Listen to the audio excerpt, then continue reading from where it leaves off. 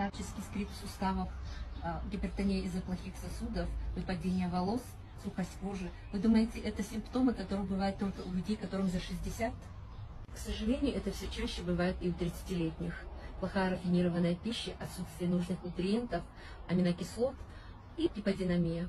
Нашим суставам нужна смазка, нужно питание. Мне сейчас 58 лет, а диагноз гонартроз и коксартроз 2 и 3 степени мне поставили в 45 лет. Врачи предрекали мне ходьбу с палочкой и в будущем операцию по замене суставов. Годы приема нестероидных противовоспалительных препаратов.